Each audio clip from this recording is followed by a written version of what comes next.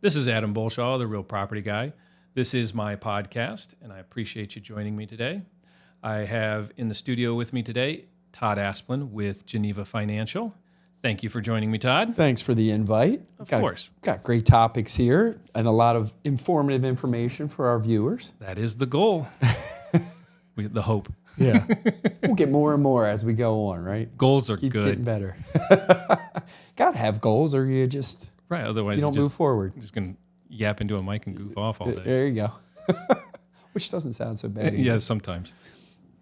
So we want to get into the misconceptions of the new rules regarding how you're going to interact with buyers and sellers when you go through with their contract, right? We want to make sure that our listeners know what is true and what's not, because there's so much misinformation out there. There's a ton of it. Right? You can Google and one site says this, one site says that. There's nothing in between, and you got to figure out what's right or wrong. So first and foremost, let's start out with this. Are you still going to be able to get paid commission when you help someone buy or sell a house? Yes. So it is still in there. That hasn't gone away. It's been more of a brighter light has been shined on the fact that it's negotiable. It always has been. I mean, in the verbiage in the contracts and the agreements, National Association of Realtors, Maryland Association of Realtors, our local boards, it is a known fact. It's always been negotiable. But I do think industry-wide wise, we didn't do that great of a job of explaining it and how it works to the consumers. Historically, sellers have they bear the burden of that portion of it, and now it's just shining a light that there's a component in there, and again, it always has been. Well, not always has been since in Maryland since 2016. It's always been baked into those contracts where there's a component there where we negotiate with the buyer when we're representing buyers that this is the circumstances surrounding it, and you could be responsible for a portion, all or a portion of the compensation. Same on the seller side. This is what we'd like to do. This is what we'd like to the compensation that we're seeking out of this compensation. This is what we're doing to earn that compensation. A portion of that compensation is being given out to a buyer's agent to make the house more affordable for a buyer, so that the buyer doesn't have to bear the burden of it. So it's not like anything's really changed drastically. It's more just shining a brighter light on it. And who's going to pay? How it's going to get paid out now, rather than just. I think before it was assumed it was just always going to be the seller and this is how it's going to be. But as you said, it's negotiable and always has been. It just didn't come across that way. Right. And I think that was where I think it started really falling off the rails from the government's perspective, is that it was assumed the sellers were, no, it's not. It shouldn't be assumed. It's negotiable. It's negotiable on the seller side. It's negotiable on the buyer side. There's a component where the buyer pays and a component where the seller pays. Can the seller still pay it all? Absolutely. That hasn't changed. But again, it's just making it a much more transparent portion of the process. Right. So, in that compensation now, is it going to affect the buyer's compensation, or how will it affect, besides the fact that the seller can say yes or the seller can say no, or how is that going to affect your process? Or does it not? Does everything stay the same? Honestly, it's not my process because I thought I did a pretty good job, and I'm not saying I did a perfect job, or I'm not saying that someone would come in and analyze what I do, how I do, and say, oh, you couldn't do a better job. I'm sure every single one of us has a capacity of doing a better job than we did yesterday. But it's going to it changes not a whole lot, other than we're probably going to be spending a little bit more time than we did in the past, because again, in the past, there was more of a given notion that the seller's going to take care of that compensation, right? And there's not so much burden on it, but there's such a bright light being shown on the whole process as far as the compensation piece goes, that you're going to have to spend some time helping the sellers understand, helping the buyers understand, and also helping them get past like what we're doing right now, these misunderstandings, this misrepresentation of the actual facts out there, of actually how it's and what it is and how it works now. One thing I hear from agents, because I'm able to do lending in quite a few different states, is it only affecting certain states, all states?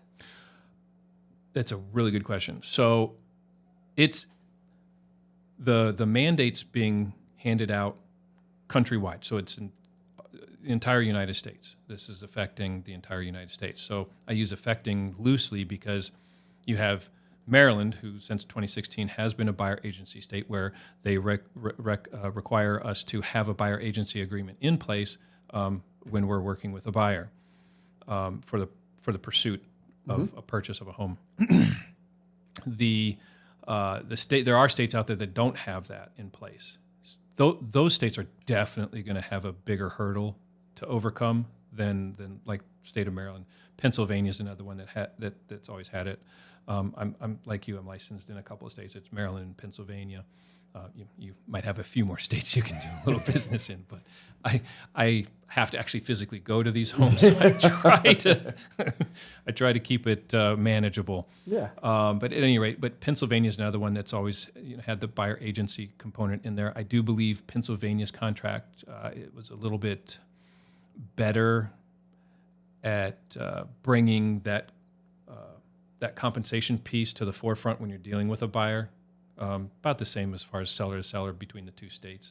But the buyer piece in Maryland and in Pennsylvania, I think, was a little bit better than Maryland's. But now pretty much everybody's on the same playing field right now as far as the understanding and the wording and the terminologies used in the contracts now.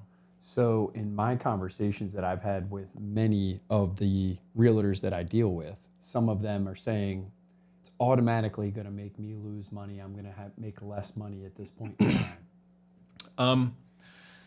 I've never been the biggest pessimist when it comes into that. Is it possible? Yeah, but I think that possibility lies with the individual agent and how they conduct their business and how they come across to the buyers or the sellers. So I think that's going to be the component that affects their business. But it's kind of unfortunate because it's coming. It's a direct effect of them, right? It's not because of this rule, right? I still think there's going to be plenty of success to be had. I don't think buyer agencies or seller agency, I don't think that's going anywhere. It's a valuable resource for the consumers to have and to be able to utilize and to be able to access. Having, a good database of agents and a pool of agents to be able to select from gives them a bit of the control over the process as far as who they work with, that kind of thing, so that they don't have to, just because this agent is one way doesn't mean all agents are that way, and they can go find that agent that's the right fit for them. So obviously you talk with real estate agents. Remax Components is a huge group. You guys have meetings. You're speaking to agents constantly. What's the vibe? Is everybody kind of thinking this is the end? Are they thinking? Some are. I think we're getting over it. Our brokerage has been doing a pretty good job trying to stay out in front of it. Not saying that we're the only ones, but I can only speak for our brokerage, and we're doing a really good job, or at least trying to do a really good job, staying out in front of it, educating our agents, and hosting classes, educating them about the new documents, separate ones for Pennsylvania, separate ones for Maryland. I myself, with my team, I'm hosting regular training, on a weekly basis with my guys, trying to get out in front of this, trying to help them mitigate through the process and help them to be more comfortable and understand how to convey this to buyers and sellers in a meaningful and impactful way that the buyers can get behind and understand and still want to conduct business with an agent. And I think that's just going to be an important piece as far as that goes. I mean, and that's part of the reason why I wanted to start doing this podcast, is to help get the word out there, help educate consumers. Hopefully even some agents out there find this information valuable. As far as that goes, that's kind of the whole meat and potatoes of what we're doing here. So I appreciate this. Yeah. And we're trying to get it out there to everybody so they know. And like you said, help other agents, whether they watch this and it helps them, or if the consumer watches and then if for some reason they don't pick you, the property guy, as the agent they're going to go with, That but they never have happens. someone, but they have someone else, they realize these are just the new ways, Yeah. right? This is how we're going to have to conduct business. And it's not because some agent decided they wanted to do this on their own. It's industry standard at this point. Eventually we'll all get used to it and we'll adapt. Yep. We're only a couple days in. Yeah, 3 whole days. So it's going to be a hurdle for some folks, but So I've also heard on the buyer side, right? So I have, buyers that come to me first before they have an agent, and they're talking to me and I'm listening, and they say, well, when I sign this contract with this agent now, I'm stuck with them for good. I can't just look at this one house and be done, right? Because we know there's a lot of people out there that take advantage of agents, and they say, can you take me to this house? I need to go see it right away. You take them to the house, whether it be you or another agent, and then out of nowhere, right, they sign an agency agreement with someone else, even though you're the one that took them to the house, and now they're moving forward on that same house with that other agent. So is there for the buyer, what is going to help them if they were to sign an agency agreement so that you can go take them to the house that says, you know what, I'm here, I have your best interest. If this house doesn't work and you and I don't build a good rapport, you don't like me, what is one thing that RE/MAX Components is doing to help people out? well, it's not just RE/MAX Components. There in the contract. The contracts are standardized, so it's not like my brokerage is putting its own custom agreements out there. These are Maryland Association of Realtors. The state of Maryland has put these together, crafted them for the most part. We fill in the blanks where they're needed as far as to make them unique for each individual situation. When it's an agency agreement, it's between buyer and broker, or seller side, seller and broker. When it comes into the purchase agreements, again, they're all standardized forms that allows us to craft them in certain ways so that we are all using pretty much the exact same form, but we can put little iterations in there that outlines, like the compensation and everything else like that. What you're alluding to is the termination portion of the agreement. So one thing we can't get out from behind is that we have to have an agency. We can get fined. We can get into trouble. Our licenses are, in the balance here when it comes to this kind of thing. So your scrupulous agents aren't gonna take this lightly. They're gonna really press that you need to. Could you find an agent that is willing to break the law? Probably. It's sad to say, but probably. Mm-hmm. But my warning to those consumers out there is be careful. If an agent on the very first hello with you as a buyer is willing to break the law, how well are they going to... What's going to happen through the process? Right. How well are they going to represent you through the process? What other rules are they going to break? What other little nefarious, underhanded things are they going to do? So just, it's a buyer beware. You know what I mean? Mm-hmm. But for the most part, not much, I don't think, is going to really change too much. There's going to be a misunderstanding, and that's, again, why we're doing this. There's lots of misunderstandings around this. And that's why I want to try to get over that hurdle. Mm-hmm. Yeah. How about, so a seller signs their agreement with an agent for their compensation, leaving the buyer's side out. At that point, can the buyer not go and look at that property? That's always an option, right? It's an unfortunate circumstance that a lot of us believe is going to occur is if the sellers aren't offering up any compensation to the buyer side, that's going to make that house less affordable for I would say a fair amount of potential buyers that would otherwise be qualified. And those individuals, those buyers, we believe in a lot of instances, they're just going to flat out tell us if they aren't offering any help in the buyer agency or the buyer side commission, I don't want to see. They don't want to see the house. Don't show me the house. Again, they're not breaking any rules. They're not breaking any laws. It's a lawful request by the buyer, and I would be again inside the confines of the agency agreement. I would be responsible to abide by their wishes because they're not asking me to do anything that actually breaks the law. They're saying, "Look, only show me houses I can afford."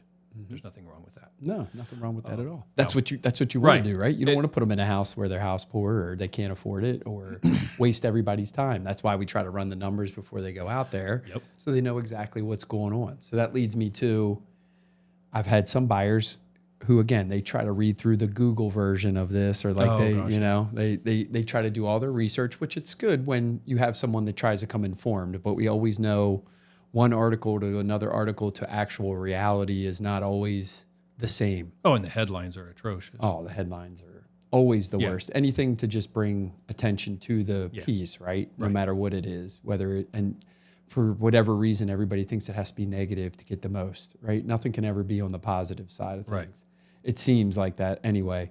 So now buyers found a house, and what's the process? It's a little bit different, right? Because if a buyer wants a house, now I have buyers telling me the process is totally different. It's not totally different, No. but the thing that's changed is how do you now figure out that compensation to be able to move forward, and then we figure out the numbers so that we know they can afford it. Well, what we're going to be saddled with is most likely having to engage with communication up on the front side. In a lot of cases, even before we show a house. I mean, there's going to be buyers out there that are like, yeah, that's fine. You know what? You work hard for your money. We'll be willing to take on that responsibility, and we have the wherewithal to do so. So you can show us any house you want. But there's going to be ones that are going to be like, we don't want to see those houses. So what we're going to have to do is figure out, because it's not public knowledge anymore. They don't put it on the MLS. They don't display anything as far as the offers of compensation anywhere on the MLS or any third party that brings a feed into their website. It's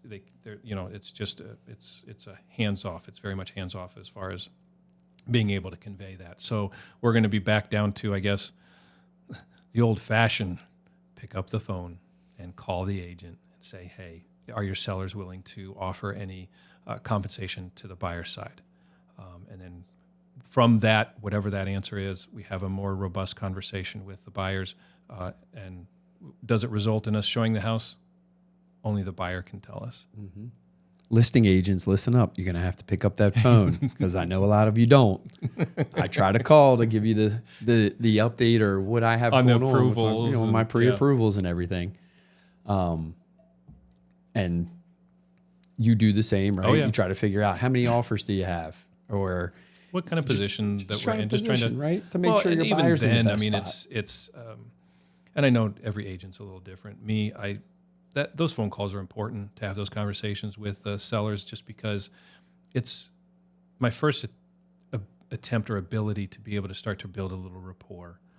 Let that seller agent know, look, I'm out here and I'm ready to get down in the mud and work through this thing. Mm-hmm. I'm not going to pass this off. I'm not going to. These are my clients. These are the ones I care for, and I'm going to carry them across that finish line. Mm-hmm. So they and 99% of the time, they definitely appreciate that, because it does make the process smoother. It does give them a better level of confidence in, that in potentially accepting that contract and working to the finish line with that buyer and that agent. Yeah. So that it's definitely beneficial, but now we could just have to have that added component where we're just upfront going to have to be able to advise our clients on what that buyer compensation is looking like. Mm-hmm. And then one of the biggest misconceptions, and I think this is a mix of two things. One, that because there was an agreement put in place between NAR and the courts, that real estate agents may have been doing something wrong. I can't speak for other states. So this is countrywide, and there's states of varying degrees of what they have in place for buyer agency. So I can speak for Maryland and Pennsylvania. I feel comfortable speaking for Maryland and Pennsylvania. And we've always done a pretty good job as far as conveying that. So in my opinion, I don't think your average quality agent was doing anything wrong in Maryland and Pennsylvania. I really don't. I mean, the items were in the forms from jump. Mm-hmm. So the tools were already there in place for us. It's just a brighter light is being shined on the process now, which isn't bad. No, not bad at all. I think it makes it more transparent. Yeah. Right? It allows the buyers and sellers to know the process a little bit more because you have to get a little bit more in depth while you're talking through the contract, right? Mm-hmm. We sat in that buyer consultation a couple of weeks ago, and I listened to you and Will go through everything, and you build a rapport and you go through it, and you're making sure that they know everything, not just here it is and sign it. Or sign here, and here. And that's it, right? You went through everything very thorough to make sure they were understanding of how the process was going to work. Now, I know this may happen to some, but just like in my world, there's always a talk every once in a while how we're going to get eliminated. Me as a mortgage, broker, because everything's going to become an automated system. But when you have someone that has a tough file, it doesn't matter about that automated system. You have to talk to someone and you have to work through it. You have to get the paperwork. So there's so many outliers. Right. Yeah. So similar, I've heard real estate agents are going to get eliminated. I don't see that happening. I just don't. I mean, I can't think of any kind of advancement that's going to do that, because at the end of the day, the states require us to get a license, to carry a license for a reason, because they need to be. And we go through. I mean, we go through a pretty good process as far as they scrutinize who they let in, the background checks, everything else like that, because we do have access to people's homes, and they don't want anybody having access to people's homes. So that component of it is kind of the jumping off part. Who's going to handle that, right? I mean, you can't show a person the intricacies of a home in any kind of video, in any kind of picture. We've all looked at them. I go in and I can distinctly remember this one. This photo is a big old. I had no. I didn't second guess the size of this foyer. It was one that had a nice big dual grand staircase going up. I mean, it looked amazing, right? Opened the front door and walked in, and I swear to God, the staircase was about from me to you. And I'm like, how did they? This is crazy. Like how? I mean, look, I use those techniques too, but I never fathomed that it would be that far off, like that different. Yeah. It was bananas. But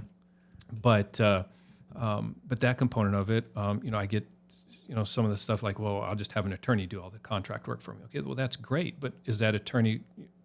He or she sure the heck isn't going to go open up homes for you, show you homes, get you scheduled in. They're not running the gamut with you as far as the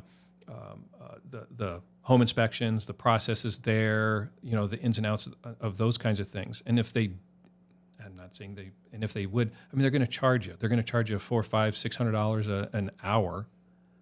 You're going to end up paying the same. Right. For somebody, if not more. Some of these contracts, you'd be paying more. If not more. And they're not nearly as familiar with it because that's not their line of work. Right. Right? They're attorneys, and maybe it's a title attorney. Or they do contract. They do contracts. They do contract. I mean, again, for the attorneys that are watching this, I'm not trying to disparage against you or anything Correct. like that. But it's the same. It's the same like you and I, right? I'm a real estate agent. I stay in my lane and I function as real estate. I don't go trying to tell people about loans and products and things like that as far as lending goes. That's why I partner with you. That's why I have you as my professional resource that I can go to, I can rely on, I can count on, and I know my clients are going to be in great hands.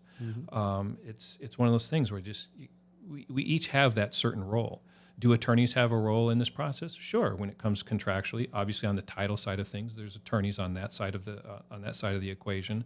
So it's not like there's not attorneys involved in these processes. But again, to see that the notion that real estate agents are going to go by the wayside and they're not needed, I just don't see how that would be.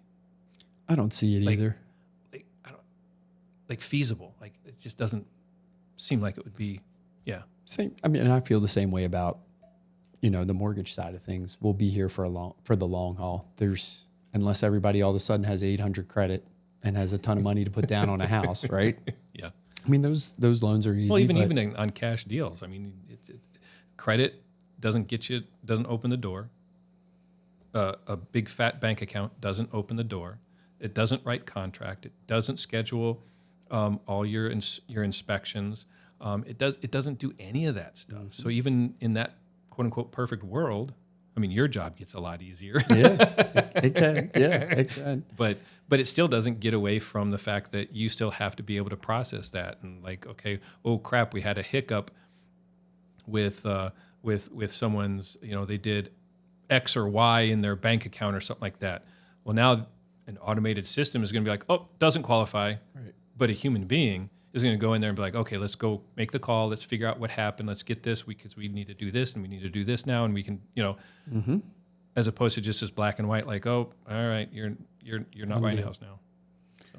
So you're in your meetings with your crew, or Remax has helped you, all of your agents, get familiar with the new process, get familiar with the forms. How are you going to get through it? When you're in these meetings, what's the biggest misconception and or hurdle that you're hearing from your colleagues, and your peers? What is everybody the most worried about? I think they're just worried about the whole notion. And again, I do believe this is going to be a thing in the short term, but I think we'll get past it eventually because we're just going to have to give it time to become the new normal. But yeah, the buyers are going to be definitely resistant to sign that buyer agency contract, up front. I got to sign this just to see a house. Yeah, I mean, that's the way it is. And unfortunately, as you and I both know, I'd say 80% of the people out there that we deal with don't like to get prepared, right? So they're calling you at the last second, and it's, right, there's already 20 people going to see the house. There's not too many slots left. The agent's already called for a best and highest offer, and it's 24 hours or 48 hours later. And at that point, you're putting that documentation in front of them. So if they come into that scenario, brand new, unprepared, yeah, they're going to have a sour taste in their mouth. I can imagine. But at the same time, engaging with an agent that can help them get prepared so they're not like jumping head first into that scenario. A buyer consultation, so you can kind of prep them, get them to know. The wrong time to go in and say, you know what, I feel like buying a house today.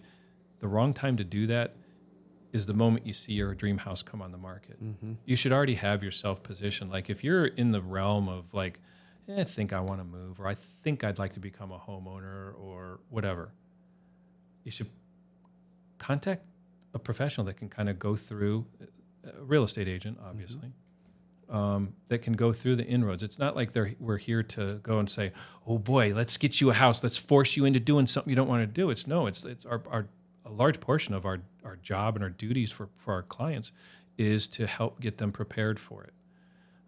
Because your scenario, I mean, even in the best prepared cases, your scenario does play out. Murphy's Law. Mm-hmm.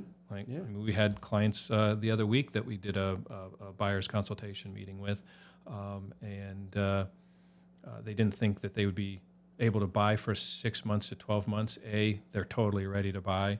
And B, it wasn't long after that that they actually found a house that they really wanted to go after. Mm-hmm. Yeah. So it's one of those things where if they had done it the other way, if they didn't contact us, if they didn't engage with us, then they would have found a house that they would have wanted that they had no way of making theirs. Yeah. They just didn't have the possibility of it. And we don't know, especially in this market where there's not a lot of homes on the market, you have no idea when that home's going to go boom, pop on the market, and all of a sudden you're like, whoa, right? It's like, Now you got to get prepared. It's all about being prepared for it. Yeah.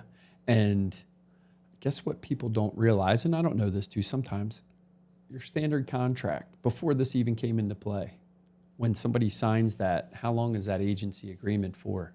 Again, that part is negotiable. Contracts. And a lot of people don't know that that part is negotiable too, Correct. right? Just like when they come to me, they think I'm the only mortgage guy that can help them if I just were to run their credit, right? And I tell them, first off, the worst thing is, one, to not get options. I'd love them to only come to me, Of course. right? But I want them to get an option somewhere else. Yep. One. Two, I tell them this credit report and everything I run lasts for 120 days. After that 120 days, I have to update that report, to make sure everything is current. So when you're talking to them, you're telling me when they sign that contract, it's negotiable too with you. So Correct. typically, how long is it? For us, we tried. Now, there's a limit. 1 year. These agency agreements cannot be longer than a year. I do talk to my clients, and I do try to go for just put it down in the 1 year mark. If they don't want to, that's totally fine. We can have that discussion. But the theory behind that is in this market, it usually takes a little while to find that right house. Now, sometimes you find that golden goose, right? Mm-hmm. And all of a sudden you got that golden egg that just drops in your lap. But that's not the norm. Yeah. So, I mean, it all depends, because what I would tell a buyer is like, well, how many times do you want to have to sign this contract? Right.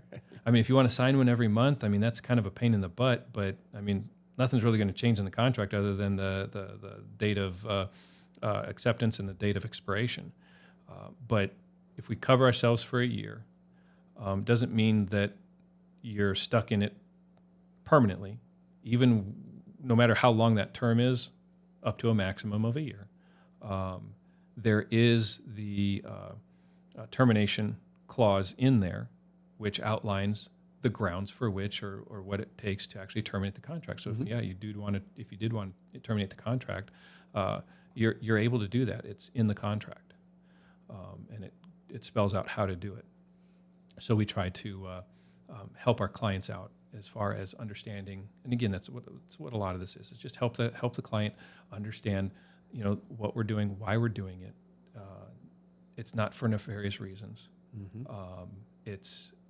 Look, the last thing I want to have to deal with is like, oh, can I show you this house, or do I need to get another buyer agency signed? Right. Because again, our license are being held in the balance. We can be fined. There's all kinds of things that can kind of come out of this if we don't follow the law.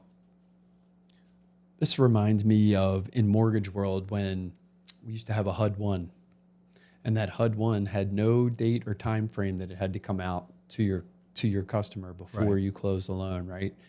And unfortunately, in our world, there's shady people that wouldn't disclose all of that up front.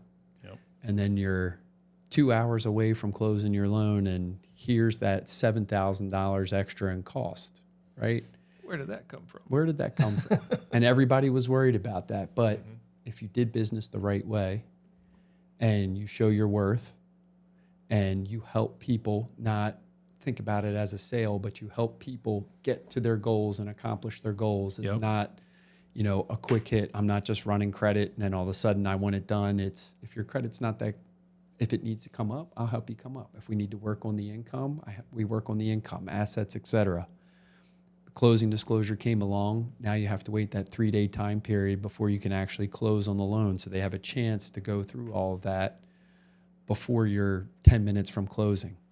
I feel like it's similar in that a lot of the bad got out of my world, out of the mortgage world, because you had to be upfront. And those people who, again, are honest didn't care about the new rule, right? We just moved along with it.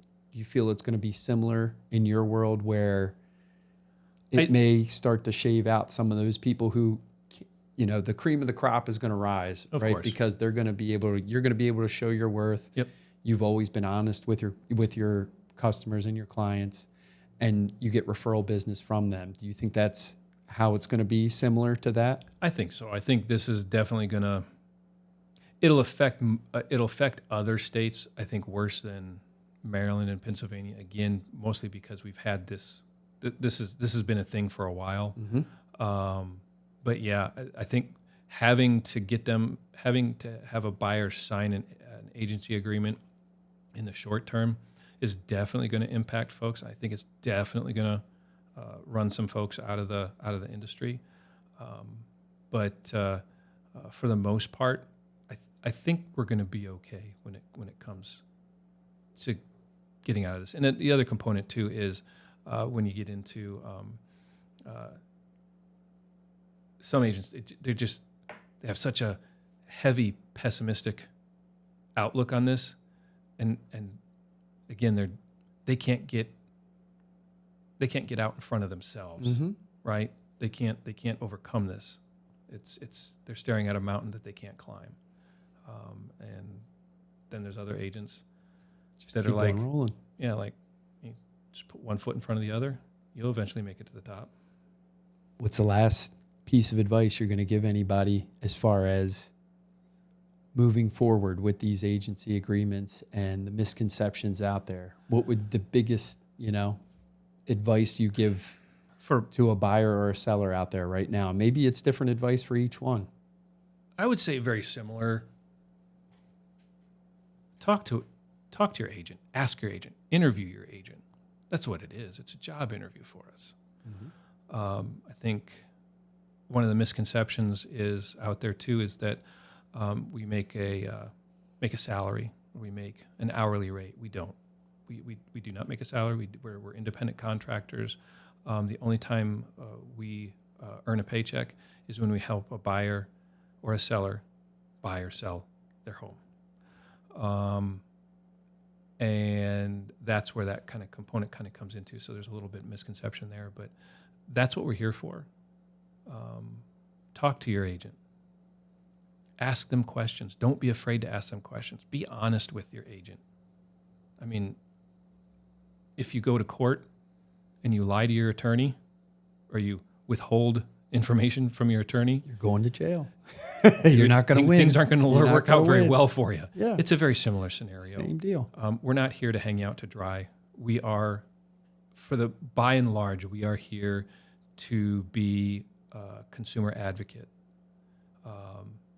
that just happens to help people buy and sell homes.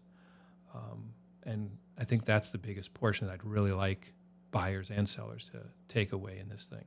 I mean, do I want your business? Yes. Am I going to compete for your business? Absolutely.